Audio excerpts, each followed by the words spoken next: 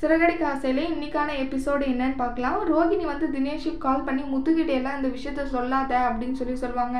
நீ தான் பணம் கொடுக்க மாட்டேன்ற, கொடுத்தா நான் சொல்ல மாட்டேன் அப்படின்னு சொல்லுவாங்க.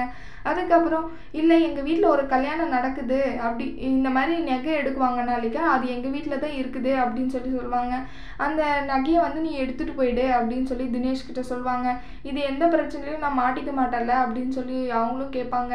அதுக்கப்புறம் இல்லை அதெல்லாம் ஒன்றும் இல்லை, நான் யாரும் இல்லாத டைம் சொல்கிறேன், நீ வந்து அப்போ எடுத்துகிட்டு போயிடு அப்படின்னு சொல்லிடுவாங்க. விஜயா வந்து பரதநாட்டியம் சொல்லி தருவாங்க. அங்கே முத்து போய் அவங்க அத்தைக்காக பத்திரிக்கை வைக்க போவாங்க. அங்கே பத்திரிக்கை வச்சுட்டு அவங்க அத்தை சைடும் ஒரு 10,000 கொடுக்குறாங்க. ஆனால் வேணான்னு சொல்லுவாங்க, அதையும் வாங்கிட்டு வந்துடுவாங்க. அதுக்கப்புறம் தான் ஸ்ருதியும் மீனாவும் நகை வாங்கிட்டு வந்து வீட்டில் வச்சு பூஜை பண்ணுவாங்க. அப்போ வீட்டில் ரோகிணியும் இருப்பாங்க.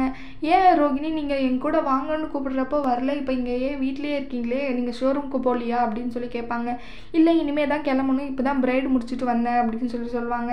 அதுக்கப்புறம் இவங்களும் வீட்டை விட்டு கிளம்பிடுவாங்க. ரோகிணியும் ஷோரூம் போயிடுவாங்க. அப்போ ஷோரூம் போகிறப்போ அவங்க தினேஷுக்கு சொல்லி போய் எடுத்துக்கோன்னு சொல்லிடுவாங்க. தினேஷும் அந்த சமயம் வருவாங்க. வந்து எடுத்துட்டு வெளியே கிளம்புறப்போ மனோஜ் வந்துடுவாங்க. மனோஜும் முடிஞ்ச அளவுக்கு அந்த திருடனை பிடிச்சி வைப்பாங்க. அவன் மனோஜோட கண்ணாடியும் அந்த திருடன் எடுத்து போட்டுருவான். அதுக்கப்புறம் மீனாவும் ஸ்ருதியும் உள்ளே வந்துடுவாங்க. நல்லா ஸ்ருதியும் போட்டு அடிக்கிறாங்க அந்த திருடனை. மனோஜும் திருடன் தான் நினச்சிட்டு மனோஜையும் போட்டு அடிப்பாங்க ஸ்ருதி. அடுத்து வர்ற எபிசோடில் என்ன நடக்குது பார்க்கலாம். இந்த வீடியோ பிடிச்சிருந்தா லைக் பண்ணுங்கள். பாய்.